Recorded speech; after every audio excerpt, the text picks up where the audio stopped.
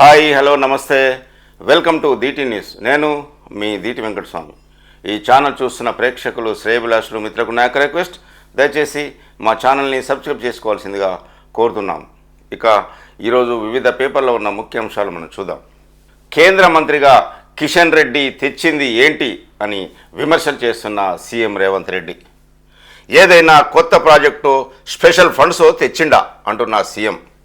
మూసి వద్దంటున్నాడు, మెట్రోకి అడ్డుపడుతున్నాడు, సైంధవ పాత్ర పోషిస్తున్నాడు అంటున్న సీఎం రేవంత్ రెడ్డి. ఆయన బెదిరింపులకు ఇక్కడ ఎవరు భయపడరు. డీలిమిటేషన్ పేరుతో దక్షిణాదికి అన్యాయం, బీజేపీ కుట్రలను ఎదుర్కొంటున్నాం అంటున్న సీఎం రేవంత్ రెడ్డి. మార్చి 10లోపు నామినేటెడ్ పోస్టులకు భర్తీ చేస్తామని వెల్లడి, పేదల ముఖాల్లో నవ్వులు చూడాలి అంటున్న కాంగ్రెస్ రాష్ట్ర ఇన్ఛార్జి మీనాక్షి నటరాజన్. కేంద్ర మంత్రిగా ఉన్న కిషన్ రెడ్డి తెలంగాణకు తెచ్చిందేంటో చెప్పాలని సీఎం రేవంత్ రెడ్డి సవాల్ చేశారు. తాము మోదీ ఆస్తులను, కిషన్ రెడ్డి ఆస్తులను అడగడం లేదని, రాష్ట్రానికి హక్కుగా రావాల్సిన నిధులను కేంద్రాన్ని అడుగుతున్నామని సీఎం రేవంత్ రెడ్డి అన్నారు. కానీ మోదీ తన గుజరాత్ నుంచి ఇక్కడికి రైళ్లలో నోట్ల కట్టలు పంపిస్తున్నట్లు కిషన్ రెడ్డి మాట్లాడుతున్నారని విమర్శలు చేశారు. శుక్రవారం గాంధీ భవన్లో పిసిసి విస్తృత స్థాయి కార్యవర్గ సమావేశం నిర్వహించారు. అనంతరం సీఎం రేవంత్ రెడ్డి అక్కడే మీడియా సమావేశంలో మాట్లాడుతూ కేంద్ర మంత్రి కిషన్ రెడ్డిపై నిప్పులు చెరిగారు. కిషన్ రెడ్డి 100% సైంధవ పాత్ర పోషిస్తున్నారని, ఆయన అడ్డుపడడం వల్లే మెట్రో విస్తరణ ఆగిపోయిందని ఆరోపించారు. తెలంగాణ నుంచి కిషన్ రెడ్డి కేంద్ర మంత్రిగా ఉన్నారు. ఆ హోదాలో ఈ ప్రాంతానికి ప్రత్యేక ప్రాజెక్టు కానీ, నిధులు కానీ ఏమైనా తీసుకొచ్చారా? ఒక్కరోజైనా ప్రధాని మోదీ దగ్గర తెలంగాణ రాష్ట్రానికి ఏమైనా అడిగారా అని సీఎం రేవంత్ రెడ్డి కిషన్ రెడ్డిపై విమర్శలు చేశారు.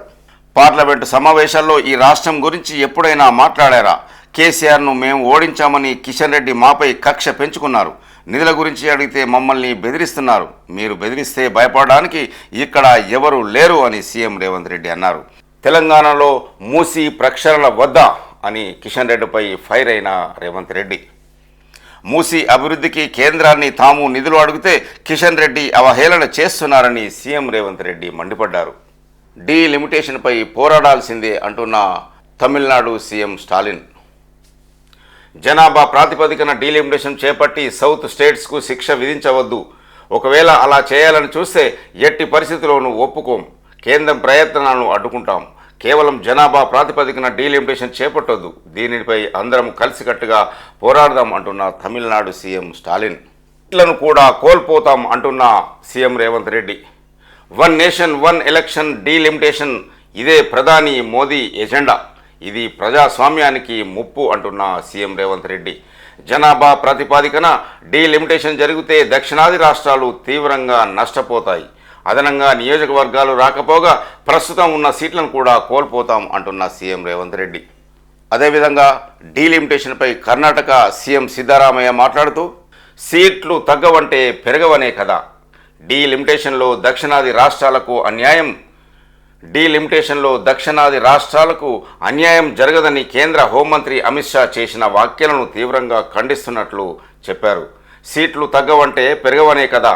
బహుశా ఆయనకు సరైన సమాధానం లేనట్లుంది. సౌత్ రాష్ట్రాలను ఆయన తప్పుదోవ పట్టిస్తున్నారు అంటున్న కర్ణాటక సీఎం సిద్ధరామయ్య. జనాభా ప్రాతిపదికన లోక్సభ సెగ్మెంట్లు విభజిస్తే ఊరుకోబోమని దక్షిణాది రాష్ట్రాలు హెచ్చరిక జారీ చేశాయి. తమకు అన్యాయం జరుగుతుందని ఆందోళన. నార్త్ స్టేటుకు మాత్రం భారీగా లబ్ధి జరుగుతుందని ఫైర్. జనాభా నియంత్రణ కారణంగా సౌత్ స్టేట్స్కు ఇప్పుడు నష్టం. లోక్సభలో ప్రాతినిధ్యం 24 నుంచి 19% పడిపోయే ఛాన్స్. తెలంగాణ, ఏపీలో 3 సీట్ల చొప్పున పెరిగే అవకాశం. కేరళలోనైతే ఇప్పుడున్న సీట్లలో 1 తగ్గకపోవచ్చు. యూపీ, బీహార్ వంటి ఉత్తరాది రాష్ట్రాల్లో భారీగా పెరగనున్న సీట్లు. ఇప్పటి వరకు 3 సార్లు డీలిమిటేషన్, 2 సార్లు సీట్ల పెంపు. ఇప్పుడు 2026లో డీలిమిటేషన్ చేసేందుకు కేంద్రం కసరత్తు. దక్షిణాది రాష్ట్రాల్లో డీలిమిటేషన్ సెగ రాజుకుంటున్నది. వచ్చే పార్లమెంటు ఎన్నికల నాటికి లోక్సభ నియోజకవర్గాల పునర్విభజన చేయాలన్న లక్ష్యంతో కేంద్ర ప్రభుత్వం ముందుకెళ్తుంది. అయితే కేంద్రం అందుకు అనుసరించబోతున్న విధానంపై సౌత్ స్టేట్స్లో ఆందోళన నెలకొంది. జనాభా ప్రాతిపదికన లోక్సభ నియోజకవర్గాల పునర్విభజనలని కేంద్రం భావిస్తుండగా అదే జరిగితే దక్షిణాది రాష్ట్రాలకు తీవ్ర అన్యాయం జరుగుతుందని, ఉత్తరాది రాష్ట్రాలు మాత్రం భారీగా లాభపడతాయని 5 రాష్ట్రాల సీఎంలు, రాజకీయ పార్టీల నేతలు మండిపడుతున్నారు. జనాభా తగ్గించడం మేమే చేసిన పాపమా అని పలు వేదికలపై ప్రశ్నిస్తున్నారు. Modi one nation one election delimitation agenda ప్రజాస్వామ్యానికి ముప్పిగా మారిందని తెలంగాణ సీఎం రేవంత్ రెడ్డి అంటే, ఇద్దరికంటే ఎక్కువ మంది పిల్లలు కానీ జనాభా పెంచాలని ఏపీ తమిళనాడు సీఎంలు చంద్రబాబు స్టాలిన్ పిలుపునిచ్చారు. ఇద్దరు పిల్లలుంటేనే ఎన్నికల్లో పోటీ చేయాలంటున్న ఏపీ సీఎం చంద్రబాబు నాయుడు. ఒకప్పుడు జనాభా ఒక భారం, ఇప్పుడు అది ఒక ఆస్తి. గతంలో జనాభా నియంత్రణ కోసం ప్రోత్సాహాలు ఇచ్చేవాళ్ళం.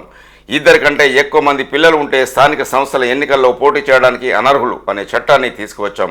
ఇకపై దానిని మార్చబోతున్నాం. కనీసం ఇద్దరు పిల్లలు ఉంటేనే ఎన్నికల్లో పోటీ చేసేలాగా నిబంధనలు పెట్టబోతున్నాం అంటున్న ఏపీ సీఎం చంద్రబాబు నాయుడు. వరంగల్ ఎయిర్పోర్టుకు కేంద్రం గ్రీన్ సిగ్నల్. రాష్ట్ర ప్రభుత్వ విజ్ఞప్తితో కేంద్ర మంత్రి రామ్మోహన్ నాయుడు ఉత్తర్వులు. ఎయిర్పోర్ట్ అథారిటీకి లేఖ రాసిన పౌర విమానయాన శాఖ. 150 కిలోమీటర్ల లోపు మరొక ఎయిర్పోర్టు ఉండకూడదన్న రూల్ సడలింపు. వరంగల్లో ఎయిర్పోర్టు అభివృద్ధికి కేంద్రం గ్రీన్ సిగ్నల్ ఇచ్చింది. సీఎం రేవంత్ రెడ్డి విజ్ఞప్తి మేరకు మామనూరులో ఎయిర్పోర్ట్ ఆపరేషన్స్కు కేంద్ర పౌర విమానయాన శాఖ మంత్రి రామ్మోహన్ నాయుడు శుక్రవారం ఉత్తర్వులు జారీ చేశారు. శంషాబాద్ ఎయిర్పోర్టు నుంచి 150 కిలోమీటర్ల పరిధిలో మరొక ఎయిర్పోర్టు ఉండకూడదని గతంలో జీఎంఆర్ సంస్థతో ఒప్పందం ఉంది. దీనిపై పలుమార్లు కేంద్ర మంత్రి రామ్మోహన్ నాయుడుతో సీఎం రేవంత్ రెడ్డి చర్చించారు. దీంతో ఈ అంశంపై పౌర విమానయాన శాఖ గత నెల 25న airport authority of India AAI చైర్మన్కు లేఖ రాసింది. ఎస్ఎల్బీసీ టన్నల్లో డెడ్ బాడీలు. జీపీఆర్ థర్మల్ స్కానర్లతో గుర్తింపు. స్పాట్ వద్దకు చేరుకున్న డిప్యూటీ డిఎంహెచ్ఓ ఫోరెన్సిక్స్ నిపుణులు. మట్టిని బయటకు తీసేందుకు ప్రత్యేక యంత్రాలు. తీవ్రంగా శ్రమిస్తున్న సింగరేణి రెస్క్యూ టీం బృందాలు. నాగర్ కర్నూలు జిల్లా దోమలపెంట వద్ద ఎస్ఎల్బీసీ టన్నల్లో చిక్కుకున్న వారిని గుర్తించేందుకు రెస్క్యూ టీం పలు విధాల గాలింపు చర్యలు చేపట్టాయి. ప్రమాదంలో గల్లంతైన 2 ఇంజనీర్లు, 2 ఆపరేటర్లు, 4 కార్మికుల్లో కొందరు చనిపోయినట్లు తెలుస్తుండగా వారి డెడ్ బాడీ ఆనవాళ్లను జీపీఆర్ థర్మల్ స్కానర్లతో శుక్రవారం గుర్తించారు. ఈ నెల 6న కేబినెట్ భేటీ. బీసీ రిజర్వేషన్లు, ఎస్సీ వర్గీకరణ బిల్లులను ఆమోదించే ఛాన్స్. అఖిలపక్ష నేతలతో ప్రధాని మోదీని కలిసే అంశంపై చర్చ. అసెంబ్లీ బడ్జెట్ సెషన్ పైన నిర్ణయం తీసుకునే అవకాశం. కేంద్ర రాష్ట్ర ప్రభుత్వాలు సహకరించుకోవాలి అంటున్న కేంద్ర మంత్రి రాజ్నాథ్ సింగ్. జాతీయ విద్యా విధానం అమలు ఉమ్మడి బాధ్యత అంటున్న రాజ్నాథ్. హైదరాబాద్కు ప్రపంచంలో మంచి గుర్తింపు ఉందన్న కేంద్ర మంత్రి. దేశ రక్షణ రంగంలో తెలంగాణ కీలక పాత్ర అంటున్న సీఎం రేవంత్ రెడ్డి.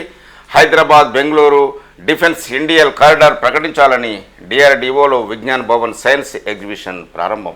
రెండవసారి కులగణన సర్వే పూర్తి.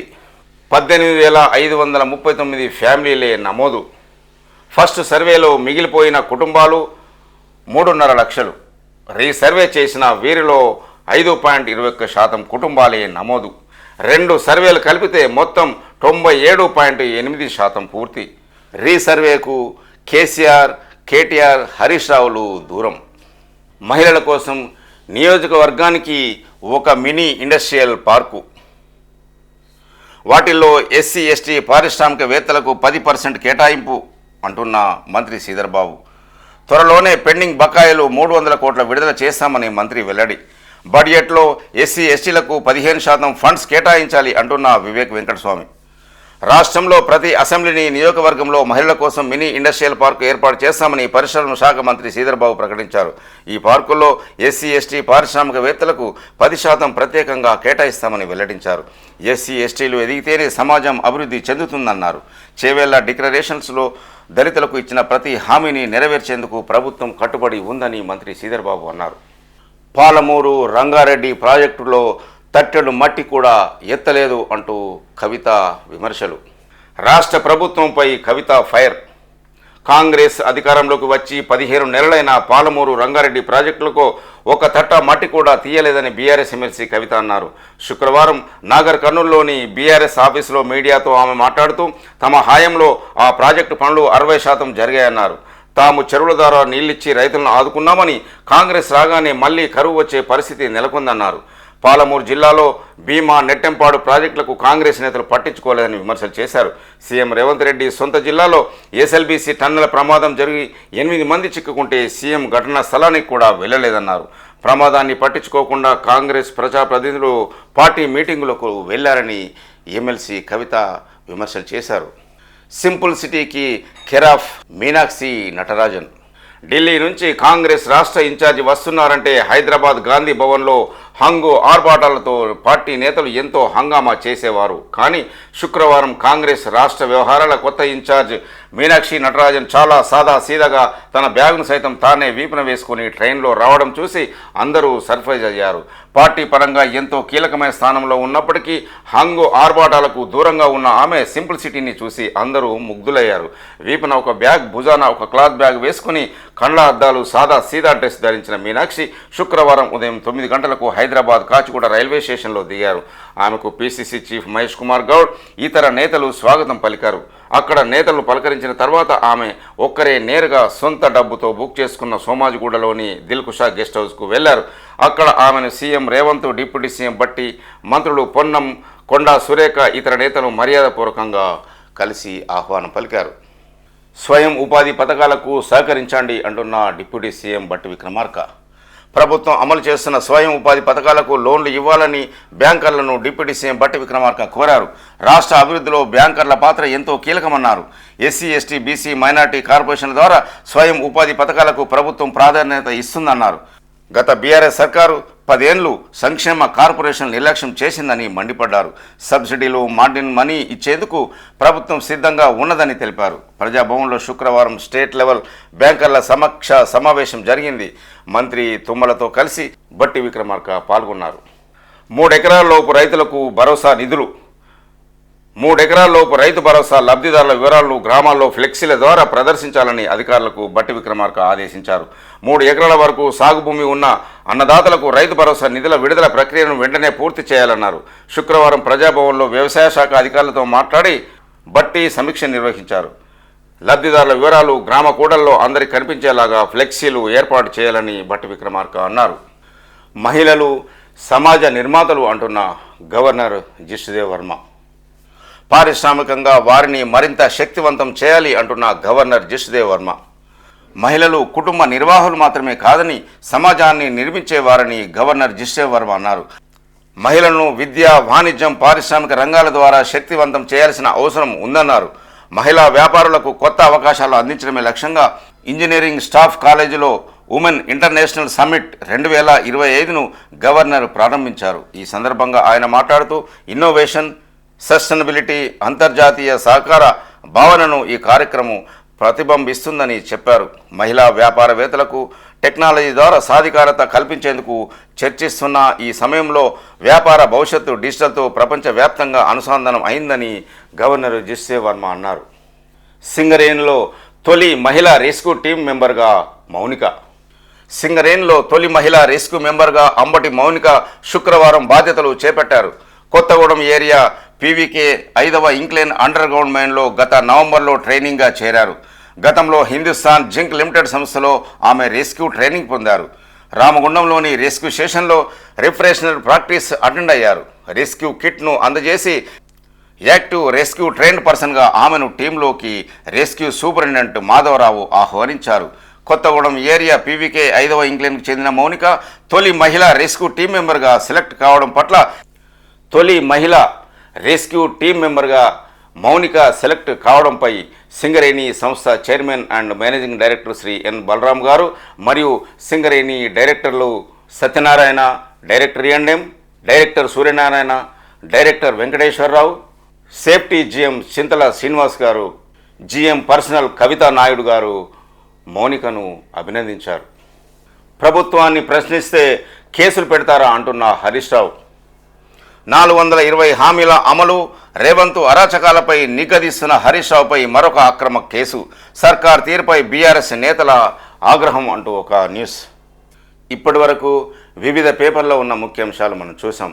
ఈ ఛానల్ చూసిన ప్రేక్షకులు, శ్రేయభిలాషులు, మిత్రులకు నాకు రిక్వెస్ట్, దయచేసి మా ఛానల్ని సబ్స్క్రైబ్ చేసుకోవాల్సిందిగా కోరుతున్నాము. చూస్తూనే ఉండండి DT న్యూస్. నేను మీ దీటి వెంకటస్వామి.